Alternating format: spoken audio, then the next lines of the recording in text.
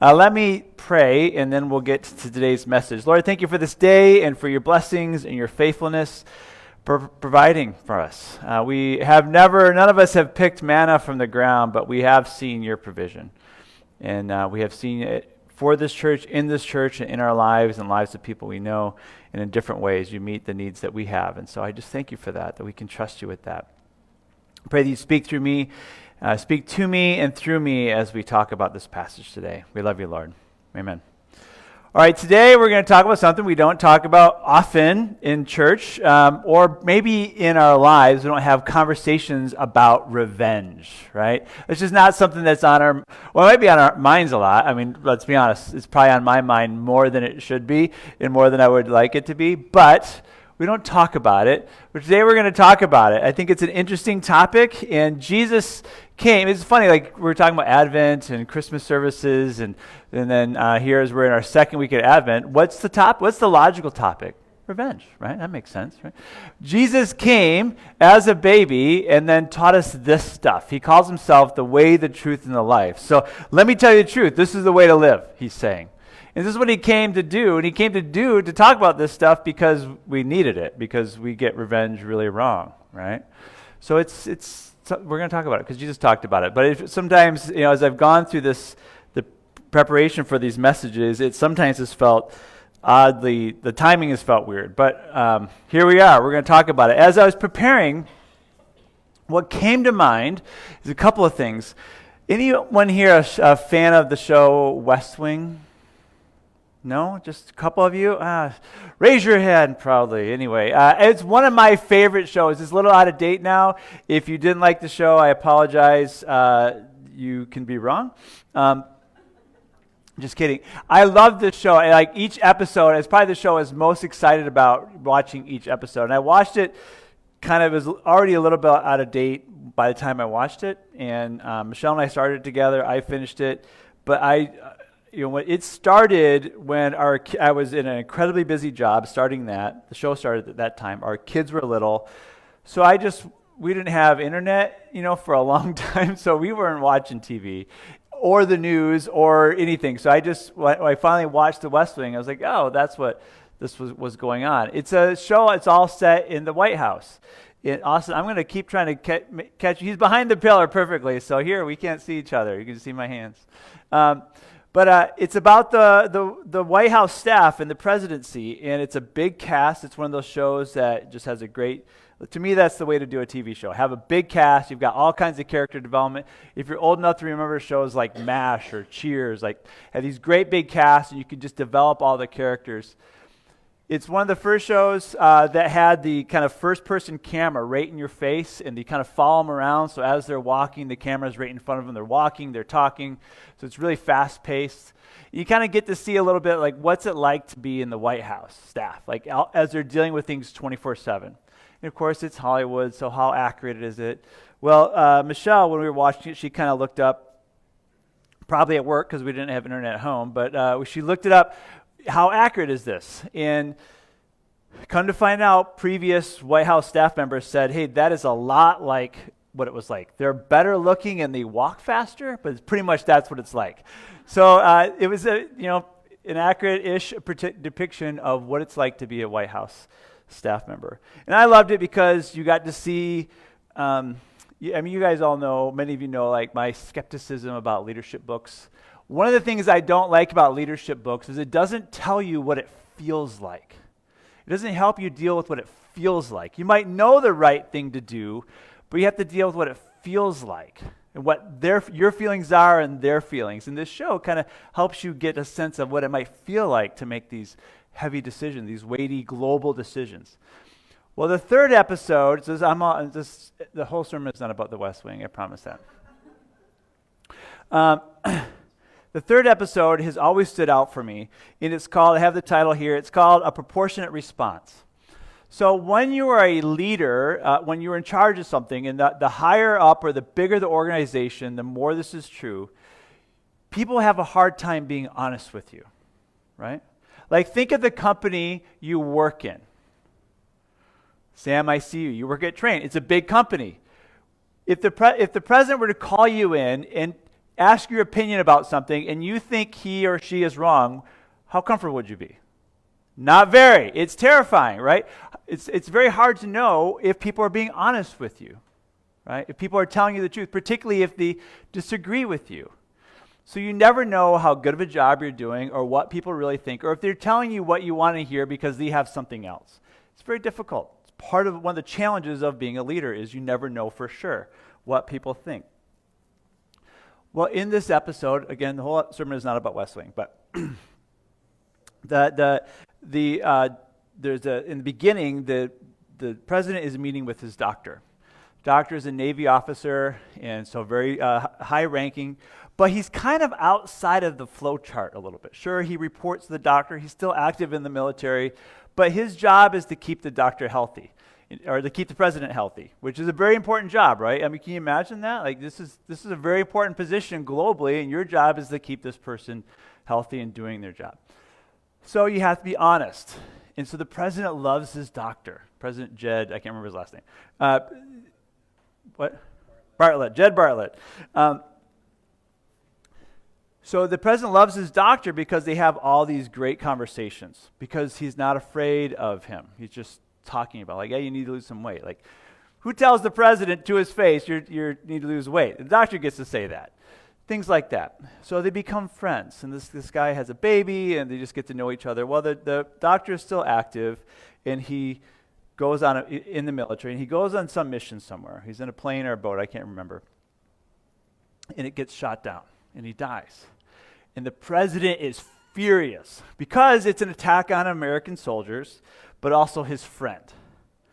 And so he's like, give me some options, but we're going to wipe this country out. Like, everyone is going to die because my friend has died. And his counselors, his advisors are saying, well, we need to come up with a proportionate response. So what's the virtue of a proportionate response? I'm angry and I'm sad, and this baby's going to grow up without its daddy, and I want them all to pay, right? He wants revenge. He wants revenge, and he has the power to do it. Like, he can order that. And of course, they come up with something a little bit more balanced. We're going to just blow up these power companies or whatever. And so they do that. So revenge. And I'm watching this and I'm thinking, boy, that would be a tough spot to be in. You can, at least for a little while, get the revenge you want. There may be consequences later on, but you have at your fingertips the big red button, right? And you can push it. A little bit more real, I remember where I was on 9/11. I was sitting in my office. I was talking to a student, and a student who I'm still friends with. And the admin from across the hall from our department comes over and says, hey, the Twin Towers have been attacked. And we have it on the TV if you want to come watch it. And I didn't understand what she said.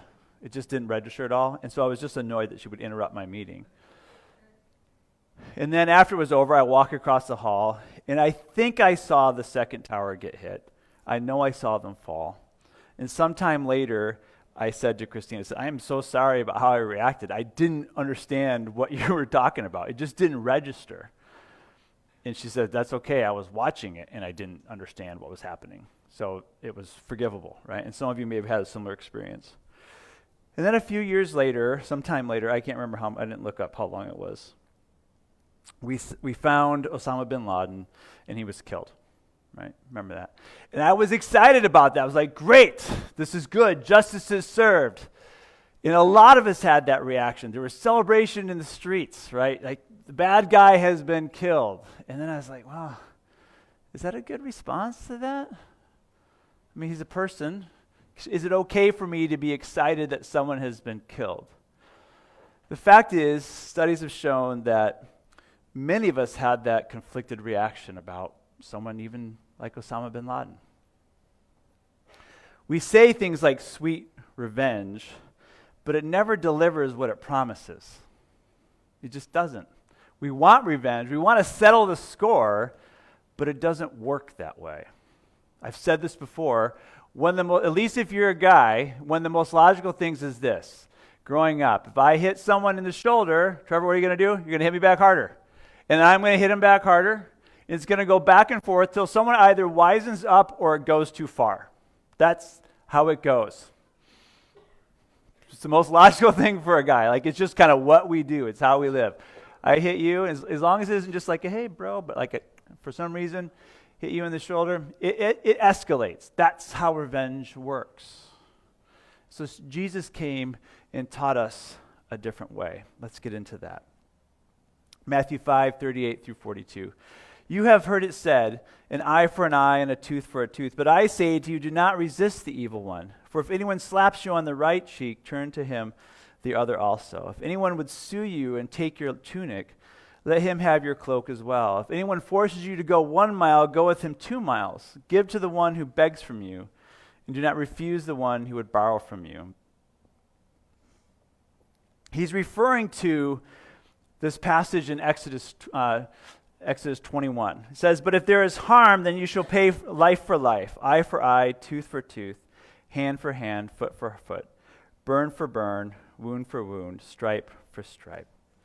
We've heard this eye for an eye passage before, right? This idea of eye for an eye, tooth for a tooth. It makes a lot of sense. In Latin, it's called lex talionis. That's not how it's written in the Bible, but that's the Latin phrase. It means the law of retaliation.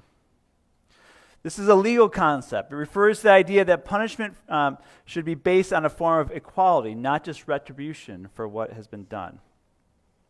So I am not trying to get revenge and satisfy how I feel. I'm trying to give a proportionate response. Equal consequences for all people was the idea. And it makes a lot of sense. In fact, it was a major step forward in the development of kind of legal systems. And it didn't maybe even originate here. It's likely that this idea existed in other codes. The Code of Hammurabi pre-exists the Ten Commandments. And so this was an idea. People were beginning to develop, like, okay, maybe what we should do is have an equal response for violations, for crimes. Meaning that because you're wealthy and powerful, you should not be able to, that does not mean you get away with it. Or that you can exact a more punishing consequence. I am powerful. You have hurt my feelings, and so I get to take your cow. Right? Nope, that's not just. Or because you're poor and you've done something bad, you get a very awful, exaggerated consequences, because we can do that.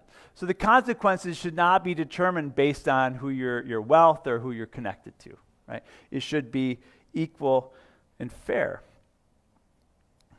One commentator wrote, it took punishment out of the realm of private vengeance. So I give a just consequence, not get my revenge that's satisfying to me. This was a major leap forward. And we still use this kind of thinking. If you ever we've all heard of court cases where someone, let's say, is killed. So they're trying to determine, like, what was that crime or that person's life worth? It's a gross conversation, right? This person's life was worth $10 million and 20 years in prison, but this person's life is only worth $5 million and 3 years in prison. Right? And it's oversimplifying, but that's essentially what we're doing. What is an equal, what's the eye? We're not going to kill you, but what's the eye for the eye that you took? The tooth for the tooth that you took. We still use this thinking. But Jesus says, I say to you, do not resist the one who is evil.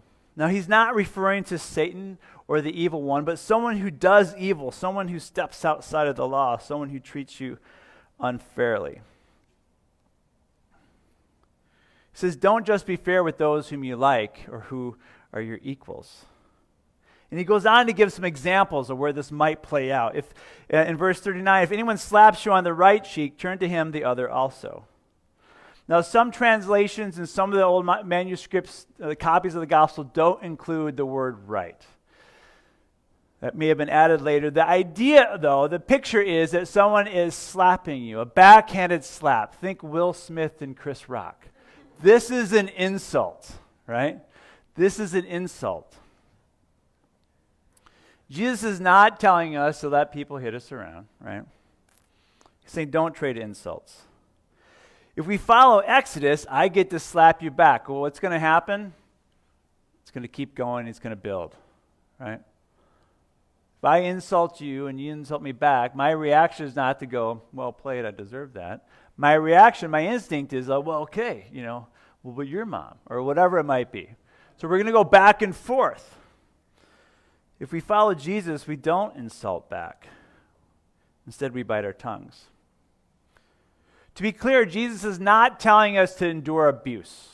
And this passage isn't to be used in kind of the conversations of pacifism versus just war and that kind of thing. He's talking about trading insults. If we follow Jesus, we don't insult back. That isn't the way. Verse 40, if anyone would sue you and take your tunic, let him have your cloak as well. The tunic was a long garment that was worn, and then there would be a robe over that. And these were very expensive.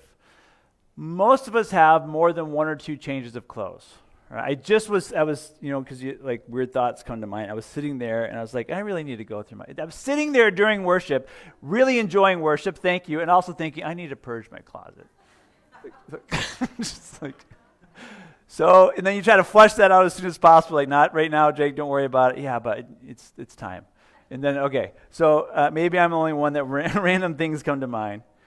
But I have more than one outfit.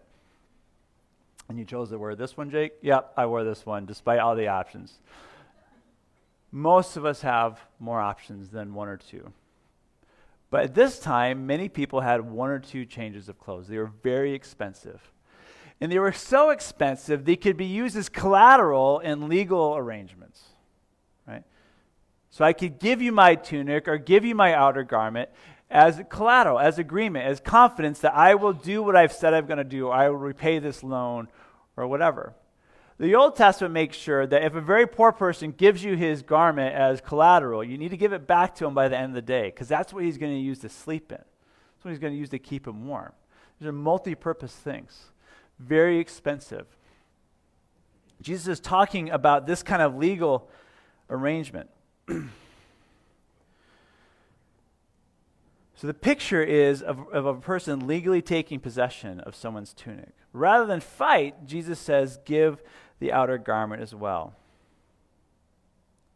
The point is not that we should be passive about being robbed blind, or we should tolerate that in society.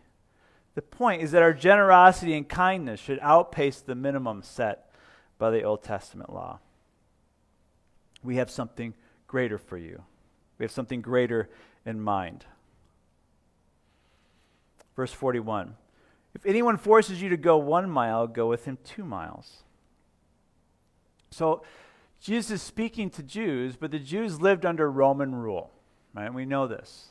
And so he's kind of addressing this cultural phenomenon. Like, what is it like to be in God's land, on God's land, maybe inside of the temple? Probably not. He's likely speaking near Capernaum, but still, it's not that far away. So we're surrounded by evidence of God's providence, manna and all of that, and yet our choices are limited. To the degree that a Roman soldier could say, as they were hauling something, if they saw someone, they could say, I want you to carry this, and you have to go 1 mile. You're obligated, forced to carry that load for 1 mile. The only other time we see this being kind of referenced is when Jesus is carrying his cross, and he's struggling under the weight. He's been beaten. He's been scourged. He's wearing a crown of thorns that was likely pressed into his skull. And so Simon, who has come from Libya to worship, gets told to carry it. You carry this. That experience for Simon changed his life, and his family became instrumental in the beginning of the new church, seeing the way Jesus suffered. But a Roman soldier could just do that, carry this. Well, if that happens to you, to me, what's your attitude going to be? The minimum, right? I'm going to smile as much as I need to not get in worse trouble, but I'm not going to be happy about this. Jesus says, go the extra mile. It reminds me of when Paul was in prison and he was writing letters. And in Philippians, he says, I rejoice for that thing that has happened. And he begins to talk about how he's been able to share the faith with his captors, with the When we read the word centurion in the New Testament, most of the time that's really going to be more like a police officer to us. So think of it that way. So he's been able to share the gospel with the guards. So the people who are looking down on him see him as subhuman, maybe a pack mule at best, a troublemaker. Now that I'm in prison, I get to share the gospel with these people. That thing that happened was him getting arrested and thrown in prison. That's how he dismisses it. And sure, there are times when he kind of elaborates about his suffering, but he isn't woe is me. He's saying that thing that happened, I'm in prison, I have no freedom, I'm locked down, but because of that, these people are now my captive audiences, and I got to share Jesus with them. So Jesus is saying, if you are told to to go a mile, go 2. And now you've got a captive audience. The guard is not likely to say, okay, the mile is good, you can be done now. And now, hey, let me tell you about what Jesus has done in my life. Let me tell you how he's changed my family. Let me tell you about what my church is up to. Like crazy, wonderful, amazing things are happening because of Jesus. And this guy is going to be like, what are you talking about? You're being nice to me? You're sharing good news with me? The news we all need, as this series is called? Why would you do that? Because of Jesus. You now have a captive audience, a Roman centurion, who likely wouldn't have many opportunities to hear the gospel. He now gets to hear because of that thing that happened. Change your attitude about these things, and maybe God could use them. It's literally where we get the idea of going the extra mile.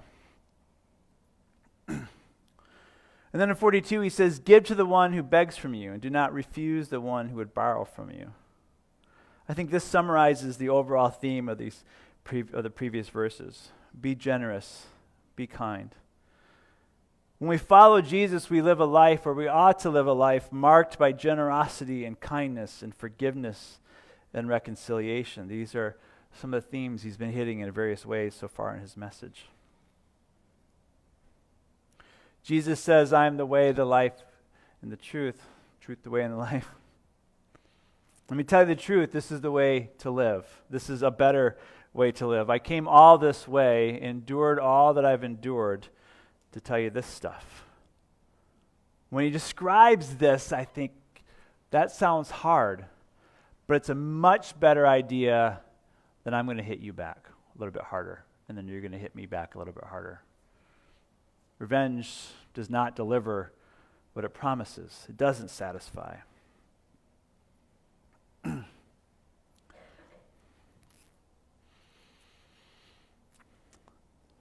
And then I just want to briefly cover this last passage of chapter 5. I'm just going to read it. You have heard it was said, you shall love your neighbor and hate your enemy. But I say to you, love your enemies and pray for those who persecute you, so that you may be sons of your Father who is in heaven. For he makes his sun rise on the evil and on the good, and it sends rain on the just and on the unjust. For if you love those who love you, what reward do you have? Do not even the tax collectors do the same? And if you greet only your brothers, what more are you doing than others? Do not even the Gentiles do the same? You therefore must be perfect, as your heavenly Father is perfect. When we read Gentile, read someone who doesn't know God. Someone has no idea that this is has never heard of this, wouldn't conceive of ideas like this. When you read tax collectors, read that's just the worst of your people. People who have no code, no honor. Even they are kind to those whom they know, to their friends, to their family. You, therefore, must be perfect. This is an entirely new standard. Love your enemies. What? Love your enemies? Really? That's a mile too far, Jesus. What does it mean to be perfect? When we read things like perfect and holy and righteous, we often think about the wrong things. Maybe good things, but the wrong things. This is an allusion to Leviticus 19:2. Speak to all the congregation, the people of Israel, and say to them, you shall be holy, for the Lord your God, for I, the Lord your God, am holy. Are we really going to be perfect? Nope, we will always need Jesus to help us make it right when we get it wrong. But when he talks about living a holy life, a righteous life, doing our best to reflect who Jesus is and what he has for us in our relationships, it looks like this. It looks like this. Going the extra mile, being kind to people who aren't kind to us. Because even the Gentiles, even the tax collectors, even the worst in our society can be kind to people who are kind to them. But the way of Jesus is quite different. Another commentator wrote that Jesus is saying that Christian kindness should transcend retribution. He's stressing the need to decisively break the natural chain of evil action and reaction that characterizes our relationships. It is the most natural thing in the world for me to want to hit you back harder. That just makes sense. It feels good for a moment until you hit me back harder. We have to remember that Jesus came to fulfill the law. And while we have laws in our nation, and every nation does, Jesus came to fulfill a higher law to us. Those of us who are not citizens primarily of this place, but of another place. He came to fulfill that law. And what does that mean? So I'm not coming to contradict it. I'm going to tell you what we meant all along. Eye for an eye was the bare minimum, and it was a major step forward. But this is what we meant all along. This is what I meant all along. This kind of stuff. Revenge, retaliation, they have no place in the kingdom. Followers of Jesus lay that desire aside. We put it away. I want this. It would feel so good. But that's not what Jesus has for me. You say, well, I don't like that, Jake. I don't either. There's a part of me that wants to hang on to some revenge, just a little bit, just occasionally, for big jerks, right? Because there are some big jerks, and their jerkiness needs to be punched in the nose, right? But we look at Jesus' life, and the fact is we all fall short of that. In other words, no one is quite like him. In other words, everyone is an outsider to his kingdom. In other words, everyone is an enemy of God. We're not from his kingdom. We're an outsider. We're enemies of God, except for grace and mercy.